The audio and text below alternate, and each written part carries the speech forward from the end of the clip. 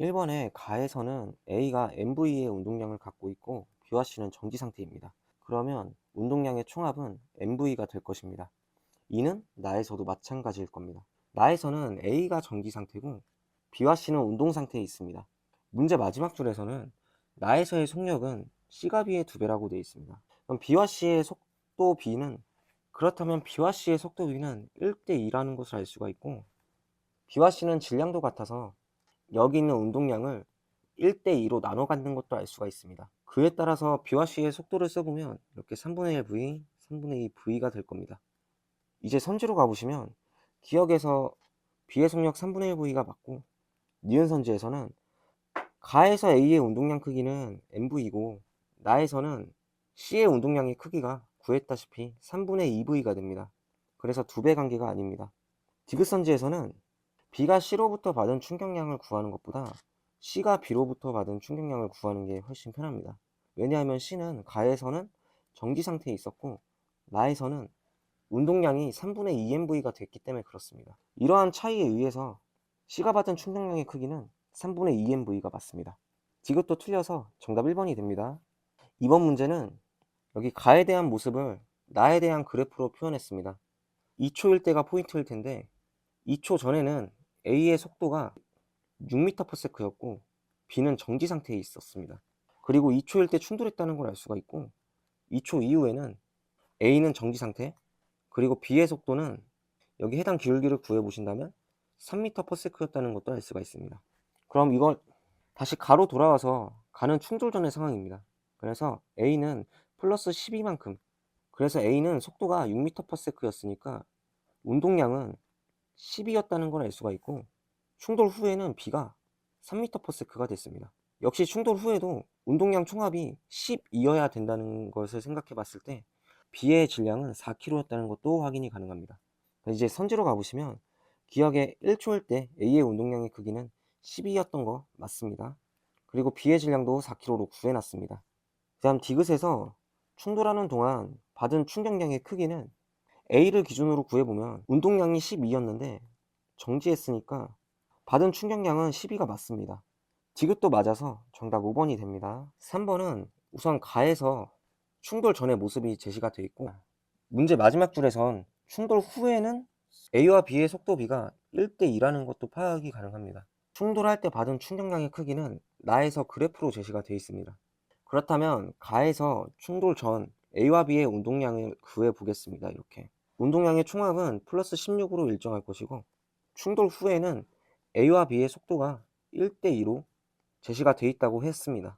그렇다면 충돌 후에 운동량 비율은 질량 곱하기 속도 해가지고 2대 6이 될 것이고, 이 말인즉슨 충돌 후에는 운동량을 1대 3의 비율로 나눠 갖는다는 것을 뜻합니다. 그래서 역시 플러스 16을 여기 플러스 4와 플러스 12로 나눠 갖는다 라고 생각할 수 있겠습니다. 기억선지로 가보실 때 충돌 후 A의 속력은 운동량이 여기 4라고 되어 있으니까 2m/s가 되어야 됩니다. 니은선지에선 B의 운동량 크기 충돌 후에는 12였고 충돌 전은 6입니다. 그래서 니은선지 맞고, 디귿은 충격량을 구해달라 했는데 B가 충돌 전 운동량이 6에서 충돌 후엔 12가 됐으니까 충격량은 플러스 6입니다. 디귿 틀려가지고 정답 2번이 됩니다. 4번 문제는 가에서 A와 B가 다가온다는 걸 확인을 해볼 수가 있고, 그 다음에 나에서는 Q와 Q의 그래프 면적을 통해서 이 중에 A, B가 어떤 것에 해당되는지 물어보는 겁니다. 그래프의 넓이가 받은 충격량의 크기였기 때문에 P는 해당 그래프의 면적을 구해본다면 플러스 3이 될 테고, Q에서는 해당 그래프의 면적을 구해본다면 플러스 4가 될 겁니다. 이제 PQ 중에 어떤 것이 A와 B에 각각 작용됐는지를 찾아봐야 되겠습니다. 중요한 건 이 문제의 포인트는 두 가지인데, 첫 번째는 여기 첫 번째 줄에 t가 0초일 때 정지 상태로 출발이 됐다는 점, 그리고 두 번째로 2초일 때 한 덩어리가 돼서 왼쪽으로 운동한다고 되어 있습니다. 그럼 왼쪽이 포인트일 것이고, 충돌 바로 직전에 가에서 A는 플러스 3이라는 운동량을 갖고 B는 마이너스 4라는 운동량을 가져야 충돌 후에도 운동량의 부호가 음수가 되어서 이렇게 왼쪽 방향으로 갈 수 있다는 걸 생각해 볼 수가 있습니다.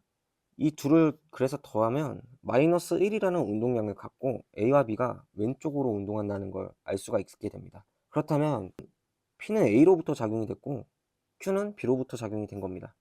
선지로 가보시면 P는 A에 해당한다가 맞고, 니은 선지에선 충돌 후 B의 속력은 A와 B의 총 질량이 3kg이니까 여기 해당 운동량을 질량으로 나눠주시면 3분의 1이라는 속력인 걸 알 수가 있습니다. 그 다음 디귿 선지에선 A와 B가 충돌하는 동안 받은 충격량의 크기를 물어봤습니다. A를 기준으로 보려고 합니다. A는 속도가 충돌 전에는 운동량이 3이었으니까 A는 질량이 2kg고 충돌 전에는 운동량이 3이었습니다. 그래서 충돌 전 운동량은 플러스 3입니다. 근데 속도가 앞서 말씀드렸다시피 3분의 1로 바뀌어 있습니다. 방향을 고려해서 충돌 후의 운동량을 구하면 2 곱하기 마이너스 3분의 1이 될 것입니다. 이 둘의 차이가 A가 받은 충격량의 크기가 될 것이고, 계산해보시면 플러스 3분의 11이 됩니다. 디귿은 그래서 틀립니다. 그럼 정답이 3번이 될 겁니다. 5번은 문제 마지막에 보시면 T일 때 A의 속력을 그리고 3T일 때 B의 속력의 비율을 구하라고 되어 있습니다. 그럼 T초일 때 여기 A는 운동량이 2P라고 제시가 되어 있습니다. 그리고 이제 3T초를 이렇게 볼 건데 3T초일 때는 A의 운동량이 P만큼으로 줄었습니다. 이렇게 줄어드는 운동량만큼 충돌에 의해 B가 플러스 P만큼의 운동량을 갖게 된 상황인 것을 의미하니까 다음처럼 운동량을 표시를 할 수 있게 됩니다. 운동량의 관한식 중에 또한 속도는 n분의 p로 이렇게 나타낼 수가 있고, A와 B가 각각 운동량 비율이 2대1, 질량 비율이 2대1이기 때문에 이렇게 속도 비율이 같다는 것도 확인해 볼 수가 있습니다. 그래서 정답 4번이 됩니다. 6번은 우선 가와 라가 서로 다른 상황입니다. 총 4가지 물체가 이렇게 제시가 되어 있고, 여기 A와 C의 운동량의 크기는 같다고 되어 있습니다. 그럼 알기 쉽게 제가 A와 C의 운동량을 P라고 그냥 두겠습니다. 가와 나에서 각각 충돌 후에 한 덩어리가 된다고까지 되어 있습니다. 그럼 가에서 충돌 전 A의 속도를 V라고 두고, 질량이 2m인 물체가 한 덩어리가 돼서 질량이 3m처럼 되기 때문에 2분의 3배 뚱뚱해집니다. 그러면 A와 B는 충돌 후에 3분의 2V라는 속도를 가지고 운동합니다. 마찬가지로 나에서는 C의 속력이 2V로 놔줘야 됩니다.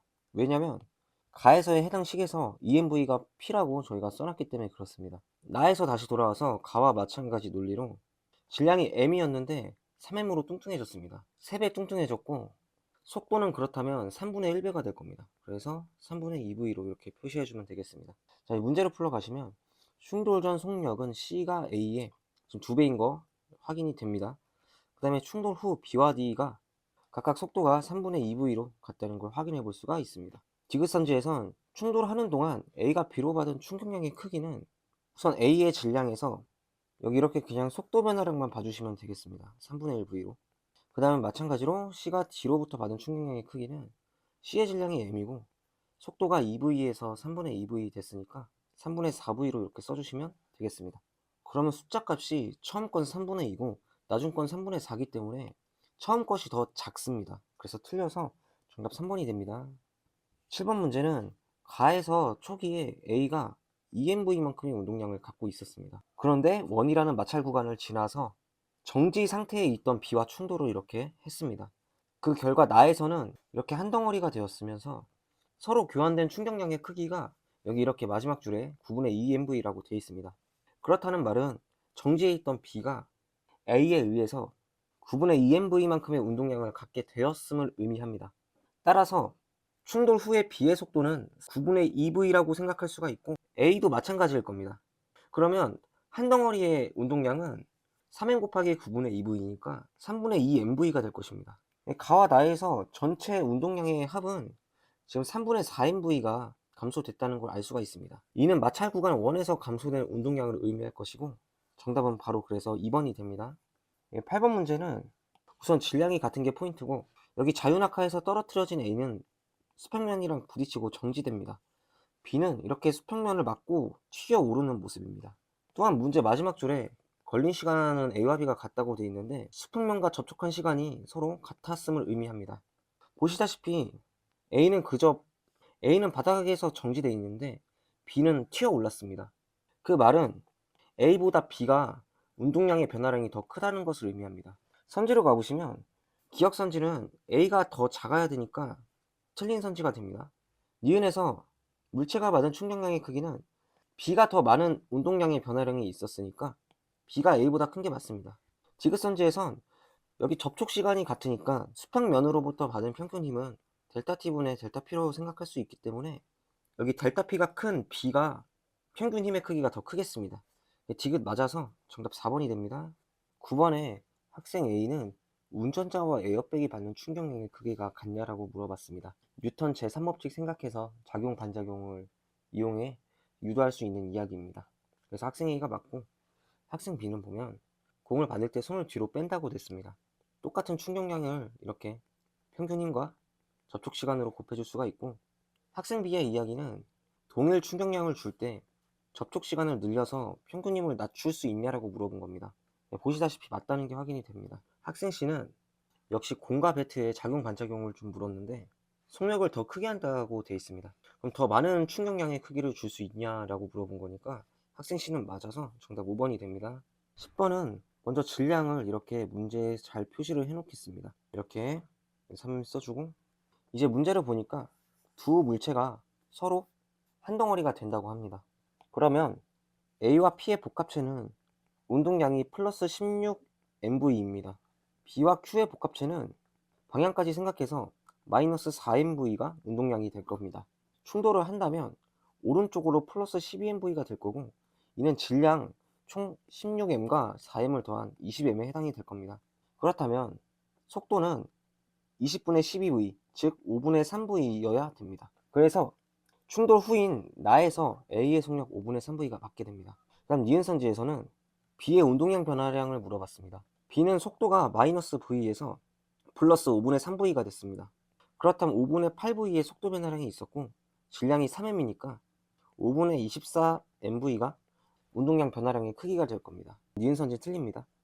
디귿선지에선 Q가 B로부터 받은 충격량의 크기를 물어봤습니다. Q는 질량이 일단 m이고 속도가 가에서는 마이너스 v, 나에서는 플러스 5분의 3v로 총 속도 변화량이 5분의 8v입니다. 이제 P는 질량이 역시 m이고 속도가 플러스 v에서 플러스 5분의 3v로, 즉 5분의 2v만큼의 속도 변화량이 있었습니다. 이렇게 계산을 해주면 지금 4배 관계인 게 바로 보입니다. 디귿선진 맞아서 정답 3번이 됩니다. 11번은 가에서 압축된 용수철과 연결된 물체 AB가 놓아진 모습을 나타낸 겁니다. 원래는 A, B 둘 다 정지 상태였고, 여기 나의 모양처럼 A, B가 서로 떨어진다면 각각 반대 방향으로 운동량을 갖게 됩니다. 이래야 운동량 총합이 0이 되기 때문에 그렇습니다. 그리고 마지막 줄에 접촉 시간이 각각 0.2초랑 0.1초라고 되어 있습니다. 문제에 보시면 용수철로부터 받는 평균 힘의 크기를 물어봤습니다. 평균 힘은 이렇게 접촉 시간과 충격량으로 대신 쓸 수가 있습니다. 용수철로부터 최대 압축이 됐다는 것은 속도가 0이 됐다는 뜻입니다. 다시 말해서 운동량이 0이 됐다는 뜻입니다. A, B 둘 다 이렇게 P라는 운동량을 가졌다가 갑자기 또 다시 0이 됩니다. 그럼 운동량 변화량은 동일할 것이고 A, B가 받은 충격량 역시 1대1로 동일할 겁니다. 접촉 시간은 각각 0.2, 0.1초로 나와 있어서 그냥 2대1로 생각해 주시면 됩니다. 그렇다면 A와 B는 이렇게 1대2로 대신해서 쓸 수 있습니다. 그럼 평균임은 A가 1이면 B가 2입니다. 정답 4번이 됩니다. 12번 문제는 그냥 알기 쉽게 마찬가지로 충격량이 평균임과 접촉 시간의 곱으로 이렇게 쓰겠습니다. 자, 그리고 지금 밑줄 긋는 해당 부분을 해석을 한다면 속도가 0이 되는데 걸린 시간은 P보다는 Q에서 더 길다라고 되어 있는 겁니다. 해당 상황은 충격량이 동일하다는 것도 한번 파악할 수가 있고, 그렇다면 평균 힘의 크기는 P가 더 크다는 것도 확인해 볼 수가 있게 됩니다. 이제 기억선지로 가보시면 P가 최대로 늘어나 정지한 순간에 A에 작용하는 알짜임 0이라고 되어 있는데, 이거는 아직 나오지 않은 용수철 파트에 나오는 얘기인데 일단 당장은 틀립니다. 이제 니은선지에선 속력이 최대인데 정지할 때까지 받은 충격량의 크기 물어봤는데 둘이 같겠습니다.